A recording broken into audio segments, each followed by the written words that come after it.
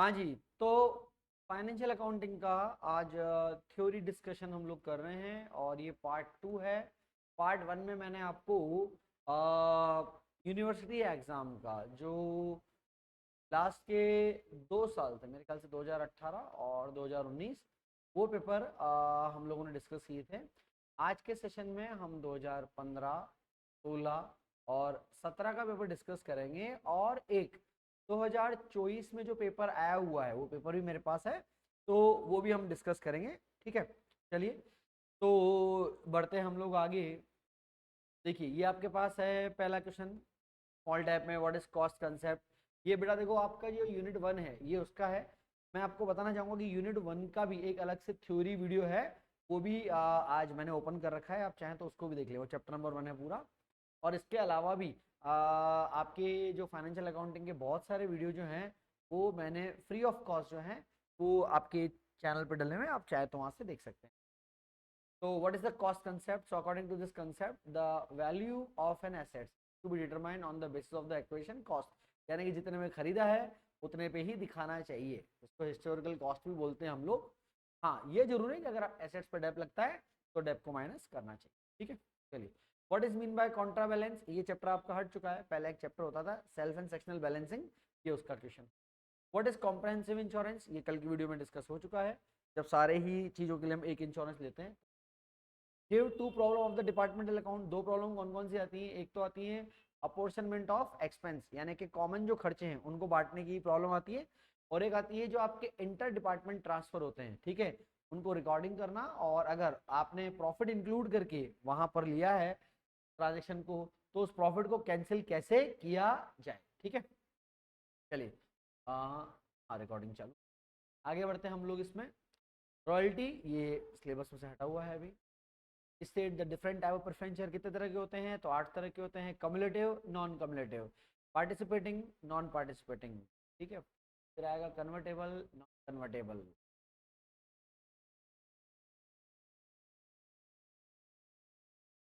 ये आपका कन्वर्टेबल और नॉन कन्वर्टेबल। फिर आगे है कि give any two example of the divisible profit, यानी कि देखो डिवाइजेबल प्रॉफिट का मतलब ऐसा प्रॉफिट जो आप शेयर होल्डर को बांट सकते हो और डिविडेंड पर्पस, जिससे डिविडेंड दिया जा सकता है। एक होता है जनरल रिजर्व, एक होता है रेवेन्यू। अंडर राइटिंग कमीशन क्या होता है बेटा, ये आपको पता होगा कि अंडर राइटर को कंपनी जब अंडर राइटिंग का वर्क देती है और उस वर्क के लिए जो कमीशन दिया जाता है वो अंडर राइटिंग कमीशन होता है ना। आप चाहो तो उसको एक बार चेक कर लेना, इसकी मैक्सिमम रेट भी एक बार आप चेक कर लीजिएगा, वैसे बुक में जहाँ तक याद है यही है, 5% तो डिवेंचर पे होना चाहिए और 2.5% इक्विटी शेयर पे होना चाहिए, ये मैक्सिमम लिमिट इसका होता है under writing commission. Fictitious assets को तो एग्जांपल पूछ लिए, प्रिलिमिनरी एक्सपेंस और डिस्काउंट भी शो। हायर परचेज प्राइस, ये कल की क्लास में हम लोग 2 बार इसको कर चुके हैं। हाँ देखिए, जो ऑलरेडी कर चुके हैं उसको करने का कोई मतलब नहीं है। Give provision regarding the patent under the accounting standard 10, AS10 में पेटेंट को लेके क्या प्रोविजन दिया हुआ है वो हम बात कर लेते हैं। तो पेटेंट क्या होता है, patent is a set of exclusively right granted by a souvenir state to an investor or assignee for a limited period of time in exchange for detailed public disclosure of an invention। भाई आपने एक आविष्कार किया, आप बताओ अच्छे से आपने कैसे आविष्कार किया, तो आपके नाम पे वो आविष्कार जो इन्वेंशन है वो रजिस्टर्ड होगा, आप उसको यूज कर सकते हैं। The law of patent provide significant broad protection for a limited period. अब पेटेंट क्या होता है, it is a right granted to the owner of an invention that prevent other for making use. भाई जिसने, देखो जिसने इन्वेंशन किया है, जिसने आविष्कार किया है, तो उसका बेनिफिट उसी को मिलना चाहिए। ऐसा नहीं कि भाई दूसरे लोग भी क्या कर रहे हैं, दूसरे लोग कॉपी कर रहे हैं और उसका मजा ले रहे हैं, ठीक है, तो ऐसा नहीं होना चाहिए। पेटेंट उन चीजों से हमको बताता है। A patentable invention can be a producer और अ प्रोसेस, तो एक तरह का प्रोडक्ट हो सकता है या कोई प्रोसेस होता है that give a new technical solution to a problem. ठीक है, so when a company buy a patent from an inventory or another company, the patent or intangible assets account is debited and cash account is credited। Patent account debit to bank होता है। Standard use for fix assets such as building, land, vehicle, machinery, goodwill etcetera on a patent would be capitalised value. The standard not apply on forest, garden, livestock, wasting assets, in pay हमारा A10 नहीं होता है। अलग उन्होंने बहुत देखिए छोटा सा सॉल्यूशन इसमें दिया हुआ है क्योंकि इतना ही लिखना होता है इसमें। ज़्यादा आता है तो आप ज़्यादा भी लिख सकते हैं, अदरवाइज इतना तो लिखना ही है। चलिए अगला क्वेश्चन फिर आपका आगे नेक्स्ट थ्योरी का है।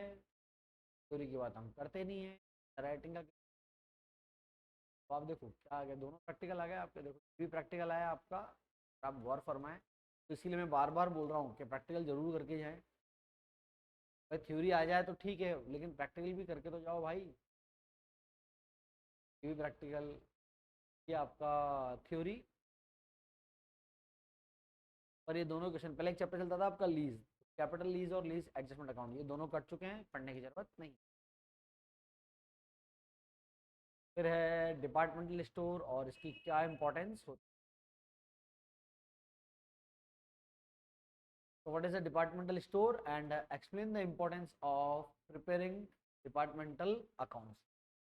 So departmental account are the account relating to the several department or division of a business being desire to ascertain the trading result of each department or class of goods separately.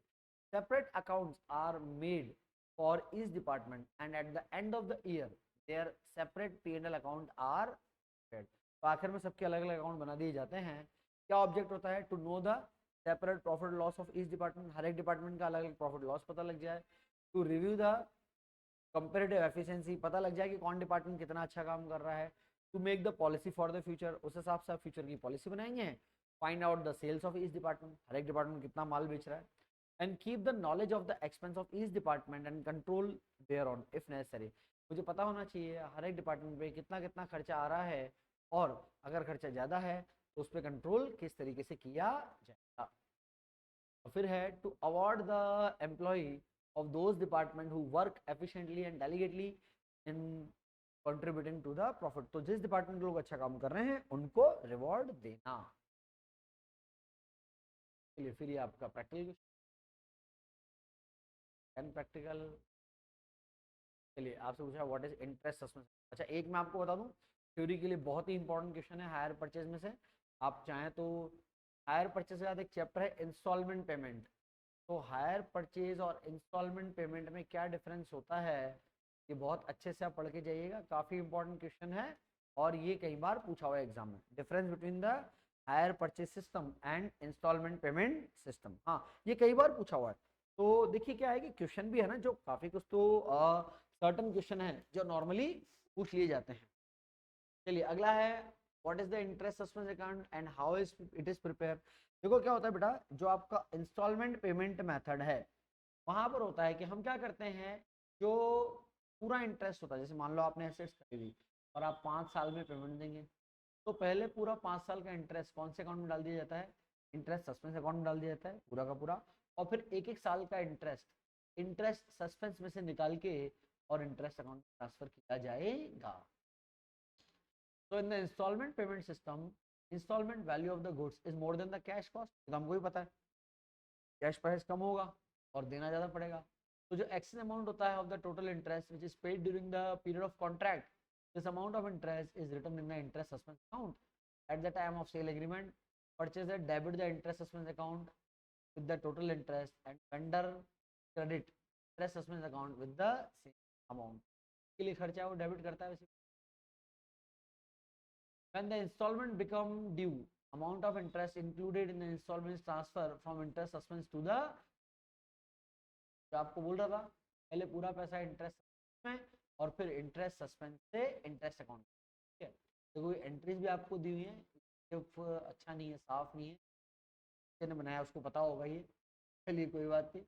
तो purchaser की book में क्या होता है, पहली entry asset account debit with cash price, interest suspense account debit with the total amount of interest. मान लो आपके assets का कैश प्राइस है 6 लाख, पूरे जीवन काल में आप मान लो 2 लाख का इंटरेस्ट देना चाहते हो, क्या देना पड़ेगा, टोटल वेंडर अकाउंट क्रिएट होगा 8 लाख।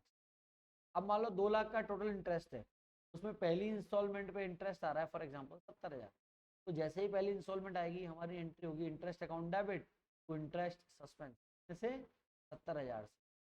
तो आप देखो आपने पहले इंटरेस्ट सस्पेंस डेबिट कितना करा 2 लाख, फिर इस अकाउंट में क्रेडिट कितना करा 70, बचेगा बैलेंस 31। तो धीरे धीरे जैसे जैसे इंस्टॉलमेंट का नंबर आता जाएगा ना बेटा, लोग हर साल ये एंट्री करेंगे और आप पाएंगे कि at the end interest suspense का बैलेंस हो जाएगा। ये तो बात हुई कि परचेजर, सेलर क्या एंट्री करेगा, purchaser account debit to sales और टू इंटरेस्ट सस्पेंस। सेल्स में दिखाएगा 6 लाख, इंटरेस्ट सस्पेंस 2 लाख, और उसको पता है आपसे टोटल 8 लाख की। अब पहली किस्त में मान लो 70,000 का ब्याज है, तो ये बोलेगा interest suspense account debit to interest, ठीक है। जैसे बनता है आपका इंटरेस्ट बाय बैलेंस शीट, इसमें बन जाएगा आपके। हाँ जी, फिर आगे जाओ। What is mean bye forfeiture of share, explain the account. ये 12th में आप अच्छे से पढ़ के आते हैं ना, इसलिए मैं इसमें टाइम खराब नहीं करने वाला हूँ। पर ये बहुत इंपॉर्टेंट क्वेश्चन है, ध्यान रखना। ये इशू ऑफ शेयर का, ये कई बार एग्जाम में इसका प्रैक्टिकल और ये पूछा जाता है, हो सकता है इस बार प्रैक्टिकल आ जाए। फिर आपका देखो इनकम्प्लीट रिकॉर्ड का क्वेश्चन है, इनकम्प्लीट रिकॉर्ड भी हट चुका है। What do mean by incomplete record and how it is differ from double entry. तो चैप्टर सिलेबस में नहीं है, पढ़ने की जरूरत, ठीक है। फिर देखो आपका ये, आपको अगर याद हो, ये वही वाला क्वेश्चन है, फाइनल अकाउंट में चलता है मैनेजरल रेम्यूनरेशन। ये क्वेश्चन 10 बार पूछ लिया, कल हमने डिस्कस किया था, कल की क्लास में भी ये था, ये आज की क्लास में भी ये वाला प्रैक्टिकल क्वेश्चन, ये जरूर से घोट के जाना, ये आता है कई बार। चलो जी, तो ये तो हो गया हमारा 2015 का पेपर। मिनट लगे अपने को, लगभग 11 मिनट लगे, तो 40 मिनट में हो जाएगा पूरा काम हमारा। क्योंकि देखो शुरू शुरू के वीडियो बनाने में आपको टाइम लगता है, बाद में नहीं लगता, क्योंकि बाद में बहुत सारे रिपीटेड क्वेश्चन आते हैं। इसमें रिपीटेड देखो, जैसे कल भी इसने पूछा था 2 एएस के नाम, आज इसने एएस 2 और 10 का पूछ लिया था, तो एएस के नाम तो घोटा मार के जाना अच्छे से। Valuation of inventory, valuation of fixed, what do you mean bye preference share, जिनको डिविडेंड का और लिक्विडेशन पे कैपिटल का प्री राइट होता है, वो आपके प्रेफरेंस शेयर देख लो कि प्रेफरेंस राइट होता है एक तो किस चीज का, डिविडेंड का और return of capital. What do you mean by firm underwriting, ये मैं कल पढ़ा चुका, जो fix number of share underwriter लेते हैं वो होता है। What does advance payment of tax कहाँ नजर आता है, तो ये नजर आता है करंट एसेट्स में as a prepaid expense. So it will be shown in the balance sheet under the head current assets, under subhead of the other current assets. It will be adjust again the actual income tax as assessed by the income tax authority for the concerning assessment. State to feature of incomplete record, कौन कौन से, ये आपके chapter cut चुका है। Financial lease आपका cut चुका है। हाँ, तो एक तो कुछ चैप्टर कट चुके हैं और एक कुछ हम ऑलरेडी पढ़ चुके हैं। वही 2 प्रॉब्लम ऑफ डिपार्टमेंटल पहले भी थी, अ पोर्शन ऑफ एक्सपेंस और इंटर डिपार्टमेंट ट्रांसफर्स, ठीक है। एक सेकंड भाई, फोन आया है मेरे को। हेलो, हाँ हाँ जी, चलिए, तो ये भी हमने पहले पढ़ा था। चलिए, फिर ये ब्रांच स्टॉक रिजर्व क्या होता है बेटा, जो प्रॉफिट इंक्लूडेड होता है क्लोजिंग स्टॉक और ओपनिंग स्टॉक में, उस प्रॉफिट को कैलकुलेशन करने के लिए जो रिजर्व बनाया जाता है उसको बोलते हैं ब्रांच स्टॉक रिजर्व। तो द लोडिंग यानी कि profit included in the opening stock is shown as opening balance of the account on the credit side. ऐसे बनता है, मैं आपको बताऊं, देखो ये होता है stock reserve account. Stock reserve account, अब देखो जिन्होंने डिटेल वीडियो देखे हैं पहले या जिन्होंने क्लासेस पढ़ी उनको तो सब पता होगा, जिन्होंने नहीं है जो एंड टाइम पे पढ़ रहे हैं बेटा, ना थोड़ा सा आपको एडजस्ट करना। तो बाय बैलेंस बीडी, ये ओपनिंग बैलेंस का profit, balance C D closing balance का प्रॉफिट। ओपनिंग प्रॉफिट को कैंसिल करने की एंट्री होती है stock reserve account debit to branch adjustment, है ना, ये वाला अमाउंट ही यहाँ पर आ जाता है। और क्लोजिंग स्टॉक को कैंसिल करने के लिए होती है branch adjustment account debit to stock, ठीक है, वो एंट्री होती है। The profit including the closing stock is shown in the closing balance on the debit side, the amount transferred to branch। चलिए, सेल्फ एंड सेक्शनल ये cut चुका है आपका। हायर परचेज एग्रीमेंट के 2 कैरेक्टर्स मांग रहे हैं। एक तो क्या होता है write off forfeiting instalment in taking the goods back, अगर आपने पैसा नहीं दिया तो बेटा जो सेलर है उसको राइट है वो गुड्स वापस ले ले। And the transfer of the ownership of the goods, ना केवल गुड्स वापस लेगा बल्कि ओनरशिप वापस ले लेगा। तो एक फीचर और भी लग सकते हो कि ownership will be transfer only at the payment of the last instalment, यानी कि जब आखिरी किस्त का आप पेमेंट कर देंगे तभी आपको क्या मिलेगा, तभी आपको मिलेगा ओनरशिप।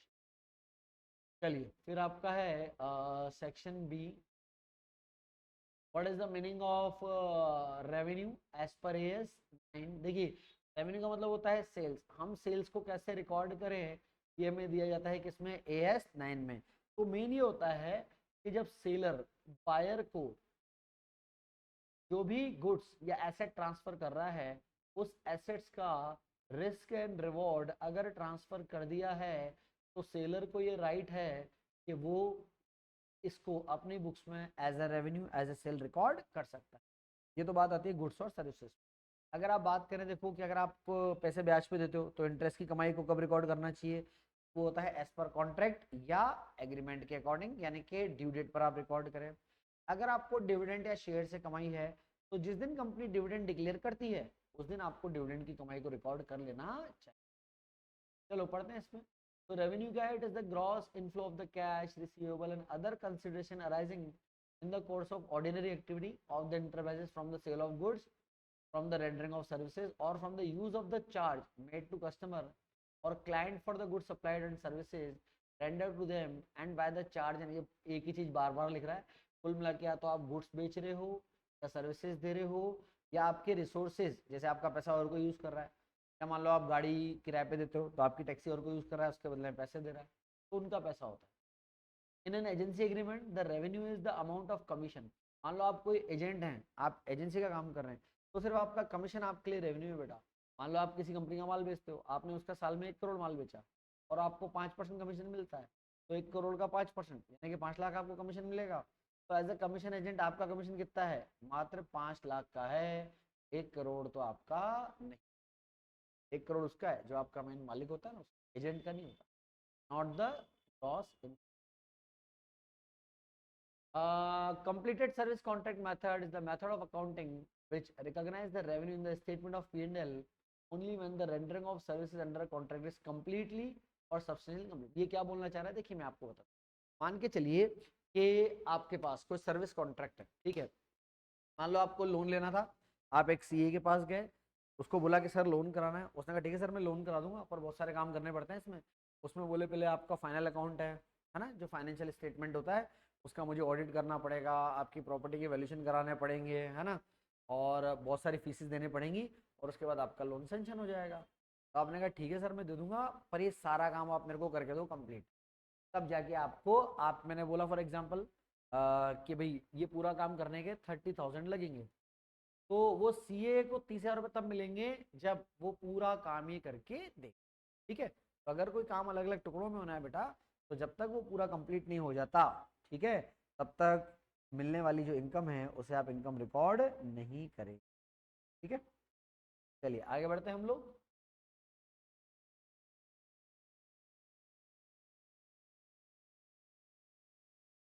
और देखिए क्या क्या पॉइंट्स में लिखा हुआ है।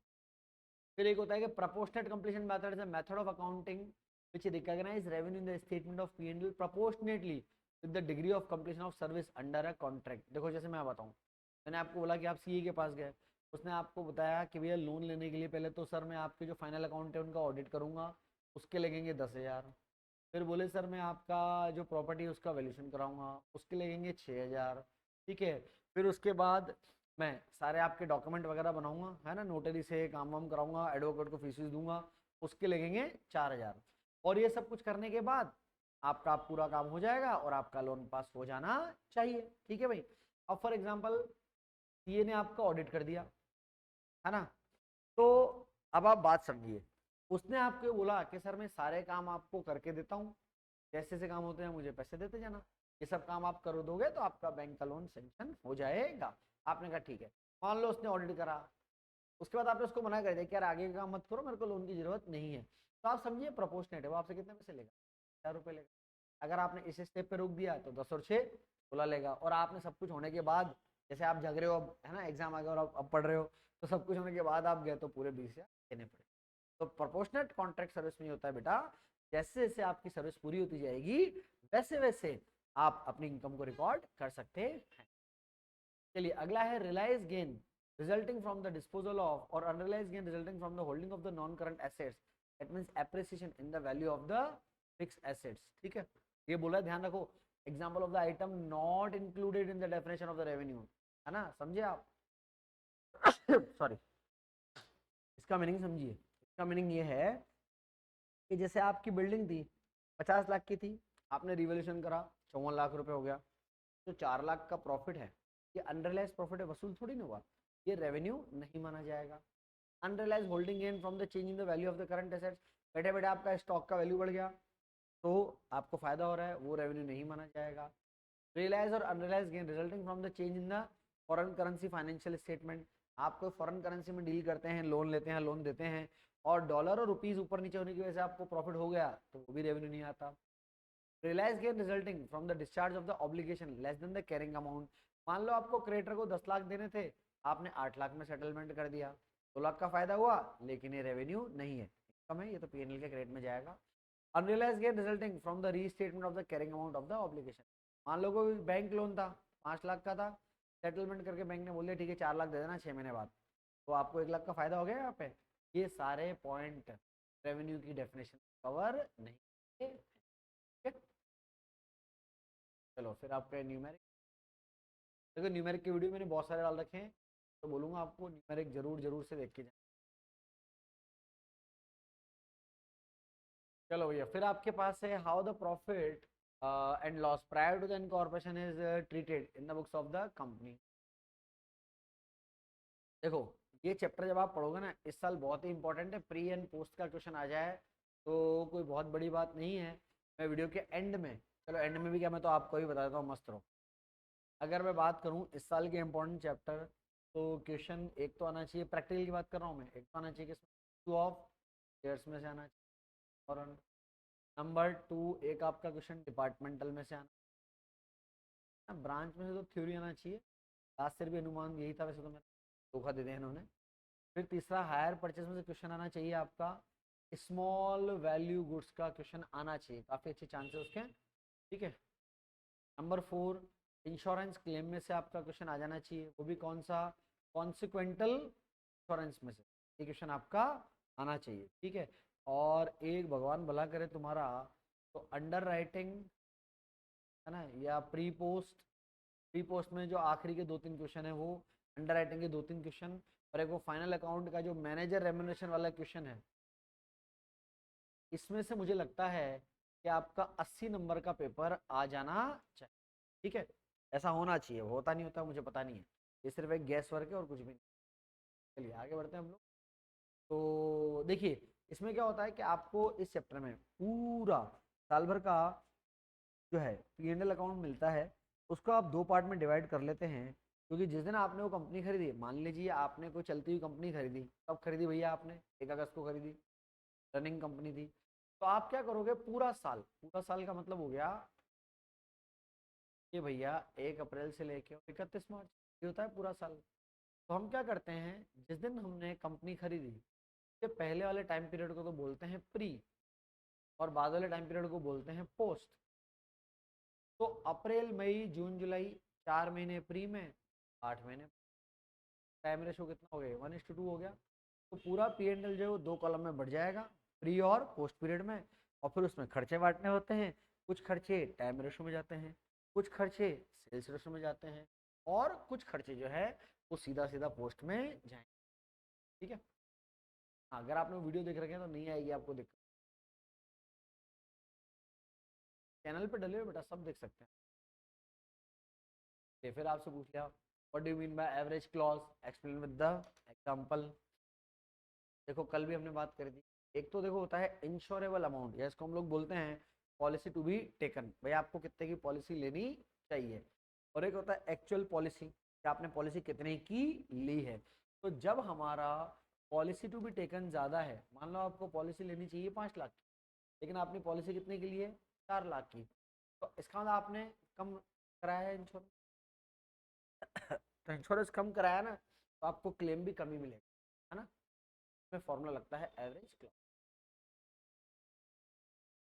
ये फॉर्मूला लगेगा, लॉस ऑफ स्टॉक ऊपर आएगा पॉलिसी अमाउंट 40 लाख, आएगा इंश्योरेबल अमाउंट या policy to be taken 50 lakh, तो लॉस ऑफ स्टॉक को आपका 2 लाख, आपका अमाउंट ऑफ क्लेम आ जाएगा 1,60,000। भले ही आपका लॉस 2 लाख का हुआ है, पर अमाउंट ऑफ क्लेम कितना आएगा, 1,60,000, ठीक है। चलिए फिर नेक्स्ट है हमारे पास,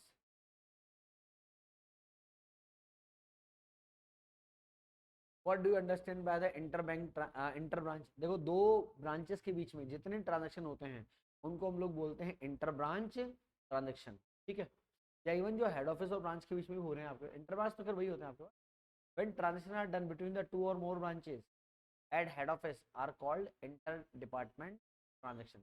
जैसे मान लो आपका हेड ऑफिस है कि दो ब्रांच है, ब्रांच ए और ब्रांच बी। गुड्स एक्स है तो कहाँ रखा हुआ है, ब्रांच ए में। ब्रांच ए ने बोला सर ये गुड्स नहीं बिक रहा, हम वापस भेजना चाहते हैं, जबकि ब्रांच बी में वो गुड्स एक्स बिकता है, अच्छे से बिकता है। तो हेड ऑफिस ए को ऑर्डर देगा कि बेटा ए तू ये गुड्स मुझे मत भेज, तू किसको भेज दे, सीधा बी को भेज दे। ध्यान रखिए, हेड ऑफिस के ऑर्डर से जब दो ब्रांच के बीच में ट्रांजेक्शन किए जाते हैं वो होते हैं इंटर ब्रांच। ठीक है, जैसे ये है when Ajmer branch send goods to Jodhpur branch following entry will be plus in the Ajmer.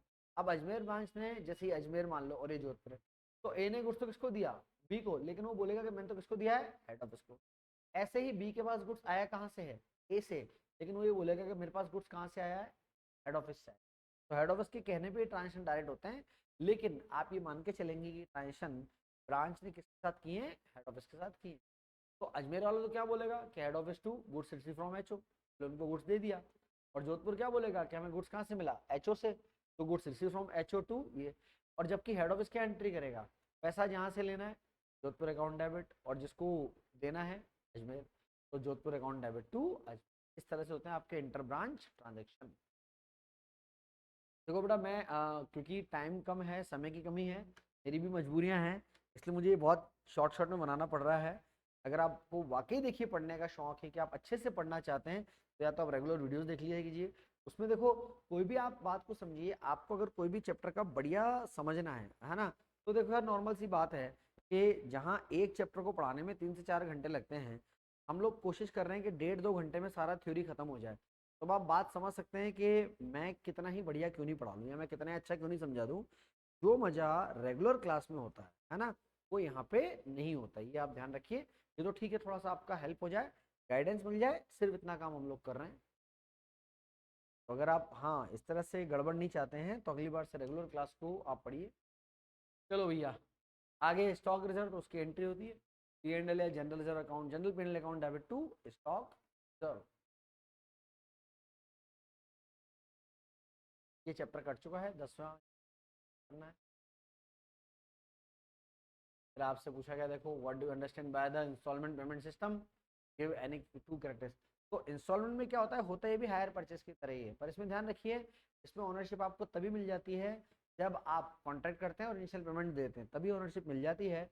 और इसमें जो सेलर है उसको ये राइट नहीं है कि वो आपको जो गुड्स उसने बेचा है उस गुड्स को वो वापस ले सके। वो केस कर सकता है अगर आप पेमेंट नहीं दोगे तो, और वापस नहीं ले सकता, जबकि उसमें वापस ले, इसमें हायर परचेस में। चलिए, तो system in which the property in the goods pass to the purchaser immediately on the signing of the contract and payment is made in installment is known as the installment payment system. In this system, the ownership and the goods both pass to the purchaser immediately on signing of the contract through the purchaser make the payment in the installment. If the purchaser make a default, अगर कोई गलती करेंगे तो the seller can only sue, यानी कि case कर सकता है for the balance amount unpaid with the interest, but he cannot repurchase the goods, वापस नहीं ले सकता।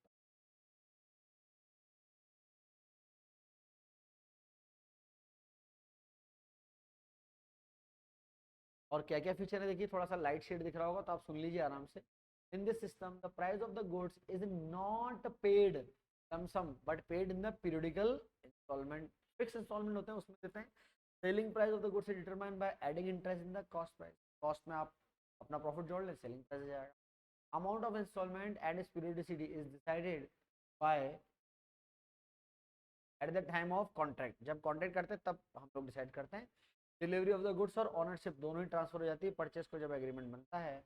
And prior to making the payment of all instalment purchaser has the right to sell mortgage और to make alternate in the. क्योंकि देखो आप समझो, खरीदने वाले को सारा ओनरशिप मिल गया तो उसकी मर्जी पड़ेगी, वो काम वो कर सकता है। आपका प्रैक्टिकल। फिर देखो अंडर राइटिंग में से एक थ्योरी क्वेश्चन आया है, हाउ द लायबिलिटी ऑफ को under writer will determine in the case of joint under writing, explain with the help of imaginary example. ठीक है, सारा होता है कि पहले क्या होता है, सबसे पहले ग्रॉस लायबिलिटी रेशियो होता है बेटा, उसमें से हम तीनों चीजें माइनस करते हैं। जिन बच्चों ने पढ़ा उनको याद होगा क्या क्या माइनस करते हैं, firm under writing, mark application और अनमार्क एप्लीकेशन। ठीक है, तीनों माइनस कर देते हैं, फिर अगर किसी भी अंडर राइटर के कॉलम में नेगेटिव कैलकुलेशन आता है, इसका मतलब है कि उसने काम ज़्यादा कर लिया है, तो उसका बेनिफिट हम बचे हुए अंडर राइटर को दे देते हैं। और कौन से रेशो में देते हैं? वो देते हैं हम लोग ग्रॉस लायबिलिटी रेशो में। ठीक है, तो वो होता है आपका पूरा का पूरा को अंडर राइटिंग का फॉर्मेट, जिस तरह से उसमें काम किया जाना। ठीक है, हम बढ़ते हैं आगे। हाँ तो देखो मेन में नहीं बता सकते यार, और तो क्या सब लिखा हुआ है इसमें, लायबिलिटी ग्रॉस लायबिलिटी। चलिए फिर ये ब्रांच की थ्योरी है, इस क्वेश्चन को बढ़िया से पढ़ जाइएगा, फिर हो सकता है इस बार ब्रांच की थ्योरी आ जाए और डिपार्टमेंट का क्वेश्चन आ जाए। How are the account of independent branch situated in the same country in foreign head office. तो किस तरह से ट्रायल बैलेंस और अकाउंट्स को मर्ज किया जाता है, तो मैं आपको बताता हूँ कैसे कैसे है। देखो बेटा, हेड ऑफिस की बुक्स में एंट्री होगी, सारे खर्चे और एसेट्स का जो है डेबिट बैलेंस होता है। तो उसके लिए हम करेंगे जो भी एक्सपेंस है, जो भी एसेट्स है, this will account debit to branch account. देखो जैसे आपका ओपनिंग स्टॉक, परचेज, गुड्स मिला हेड ऑफिस से, वेजेस, बैड डेब्ट, general assets, current asset, debtor, all assets account debit to branch. ऐसे लायबिलिटी के लिए ऑल लायबिलिटी और क्रेडिट आइटम जैसे सेल्स है या आपकी दूसरी कोई इनकम है, तो दीज विल क्रेडिट, तो branch account debit and this item will be credit. फिर मान लो आपका ग्रॉस प्रॉफिट आ रहा है, तो ये होता है, फिर आपने ऊपर से वो ये हो गया आपके पास, वो तो हो गया एसेट्स लायबिलिटी सारे के सारे, पहले तो एक साथ करते हैं। फिर क्या करते हैं कि ट्रेडिंग अकाउंट की डेबिट के आइटम है सारे, देखो आप। तो ब्रांच ये एंट्री है ट्रेडिंग अकाउंट के डेबिट आइटम के लिए, क्या एंट्री है? Branch trading account debit to all these items. अब जब मैं कह रहा हूँ ऑल दिस आइटम का मतलब, ऑल दिस आइटम का मतलब हो गया। ठीक है, एक सेकंड रुको।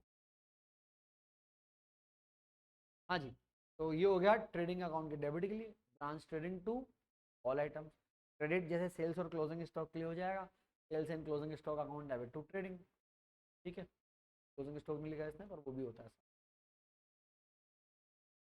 हमें सारी एंट्री देखो, फास्ट फॉरवर्ड में पढ़ रहे हैं बेटा हम लोग, तो प्लीज़ आप ज़्यादा एक्सपेक्टेशन ना रखें। मैं बार बार यही बोल रहा हूँ कि इससे कई बच्चे ये वैल्यूशन कर लेंगे कि मैं कैसा पढ़ा रहा हूँ, ठीक है, मैं कैसा पढ़ाता हूँ, तो वो गलत वैल्यूशन हो जाएगा भाई।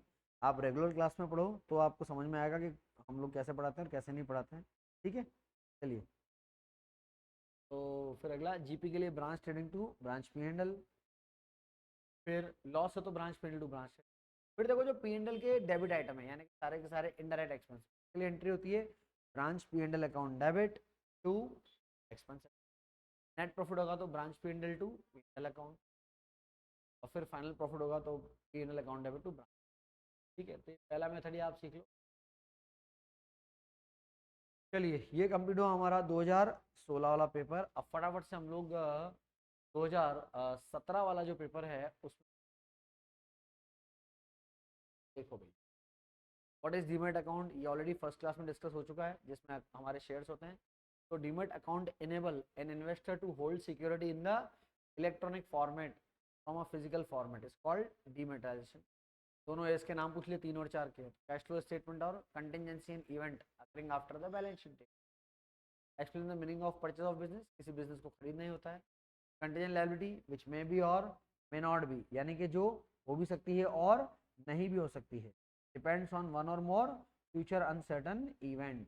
भाई कोई लायबिलिटी है, मान लो आपके ऊपर किसी ने केस कर रखा है, अब केस कर रखा है तो आप केस हार जाओगे तो पैसा देना पड़ेगा, नहीं हारोगे तो नहीं देना पड़ेगा। ठीक है,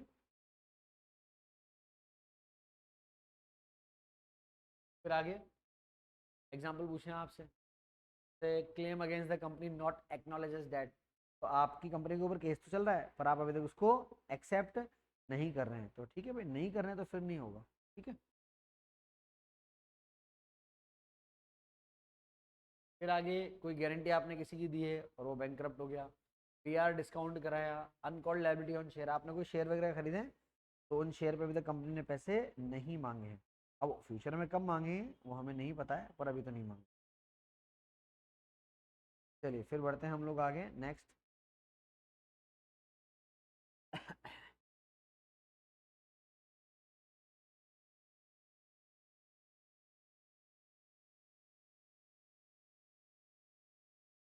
अरे अरे मैंने दुखी कर रखा है, चलो हटने पड़ा।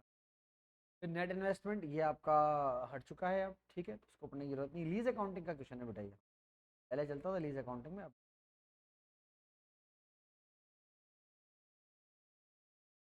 What is a comprehensive insurance, 4 बार ये क्वेश्चन हो गया पहले ही कि भाई जब हम सारे के सारे लॉसेस एक ही बार में कवर करना चाहिए, यानी कि सब एसेट्स के लिए हम एक पॉलिसी लेते हैं, तो वो होता है आपका कॉम, सारी स्टॉक एसेट्स एक्सपेंस।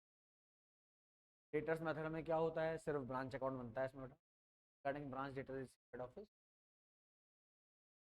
ज़्यादा इसमें लिखना भी नहीं। What is mean by unrealise profit, बेटा स्टॉक रिजर्व को ही बोलते हैं unrealise profit.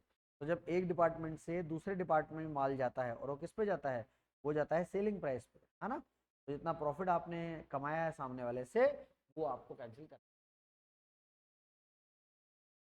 Accounting ethics already class number 1 में हो चुका है, अकाउंटिंग एथिक्स का क्वेश्चन। इंटरेस्ट सस्पेंस ऑलरेडी इसी क्लास में पहले बात कर चुके हैं। रिडम्पशन का मेथड ये कल वाली क्लास में मैं बता चुका हूँ। चाहें तो मैंने इसके वीडियो भी ओपन कर रखे हैं, वो आप जाके देख सकते हो बेटा। डिवेंचर क्या है, वो अच्छा क्वेश्चन है, उसको छोड़ के मत जाना ये वाला, कि रिडम्पशन ऑफ डिवेंचर किस तरीके से होता है, कौन कौन से मेथड होते हैं। हाँ ये एग्जाम में पूछे हुए क्वेश्चन है, नहीं जाने हैं।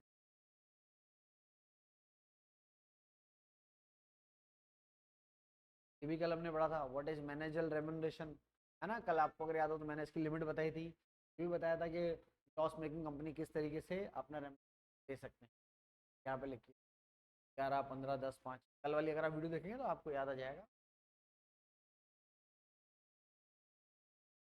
ये लीज अब कट चुका है, तो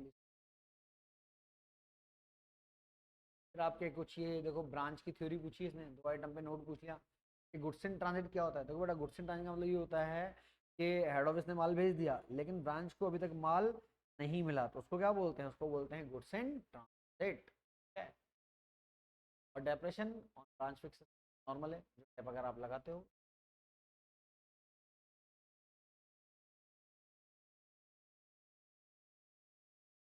अकाउंटिंग एथिक्स की लिमिटेशन सजेशन ये भी हमने कल वाली वीडियो में बात करी। ये देखो जो जो रट्टाफिकेशन क्वेश्चन है वो नहीं पढ़ा रहा हूँ मैंने, मेरे को पता है मैंने डिस्कस नहीं किया उस वाली वीडियो में भी, पर ये रटने वाले क्वेश्चन है ना।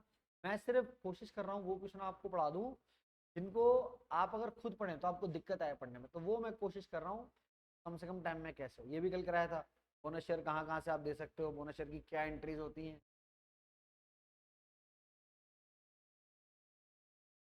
ये इसका वीडियो जरूर आप देख के जाइएगा। स्मॉल वैल्यू गुड्स का ये वीडियो मैंने ओपन कर रखा है बेटा, ठीक है, ये आता है, ये प्रैक्टिकल आएगा आपका, ध्यान रखना। इस नंबर का क्वेश्चन है अंबुजा सीमेंट वाला, वो आएगा। चलिए, और ये हमने कर लिया था। तो ये देखो मैंने काफ़ी सारे क्वेश्चन जो हैं वो तो आपके डिस्कस कर लिए थ्योरी के। मुझे लगता है मेन मेन काफ़ी सारा थ्योरी जो है उसमें से आ जाना चाहिए, और अगर आपने प्रैक्टिकली बढ़िया से पढ़ा है तो फिर आपको दिक्कत नहीं। चलिए इसी दौरान ये आपका 2024 का, दिसंबर 2024 का जो सेमेस्टर एग्जाम है उसका क्वेश्चन पेपर है, ये मैं आपके साथ डिस्कस करता हूँ।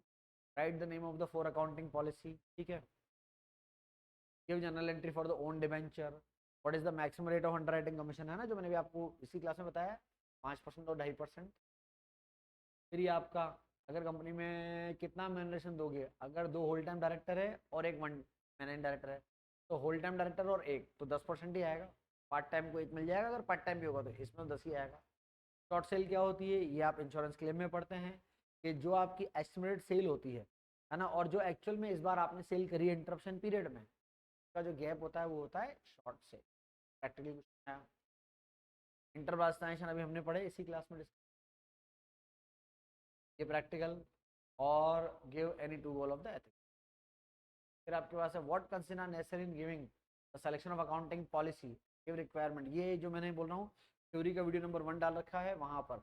ऐसा जो बच्चे सीए फाउंडेशन के हैं, इवन 11th क्लास की बुक में भी मिल जाता है आपके पास, अकाउंटिंग पॉलिसी बनाए टाइम क्या क्या ध्यान रखना चाहिए। थ्योरी आप कहते हो रिडम्पशन वाला क्वेश्चन 2024 में पूछा है इसने, explain briefly the various method and source of the redemption. फिर ये प्रैक्टिकल आया था, देन फाइनेंशियल स्टेटमेंट क्या होते हैं, डील किया जाता है, ये आपका practical. Departmental store explain the importance of preparing departmental, क्या क्या ऑब्जेक्ट होते हैं पढ़ा है आपके। देन ये जो है आपका ये प्रैक्टिकल ये वाला भी, और आपका देखा जाए तो भैया ये पिछला ही पेपर है, क्योंकि आप लोग जो एग्जाम दे रहे हो दिसंबर 25 है, दिसंबर 24 का एग्जाम है, आप दिसंबर 25 देंगे, पिछला पेपर ये तुम्हारा। What do understand by the accounting ethics, why it is needed, ठीक है। ये सब थ्योरी की क्वेश्चन। तो ये मेरी तरफ से डिस्कशन हुआ बेटा कंप्लीट, एंड आई होप कि ये वीडियो कुछ आपकी मदद कर दे, कुछ आपको गाइडेंस दे दे, ठीक है। चलिए, thank you so much and best of luck to all. कोशिश कीजिएगा पेपर मैक्सिमम से पूरा अटेम्प्ट करने की, एग्जामिनेशन हॉल से बाहर निकलने की जल्दी कृपया करके ना करें, पूरा लिख के आए, करके आए पेपर, ठीक है। चलिए।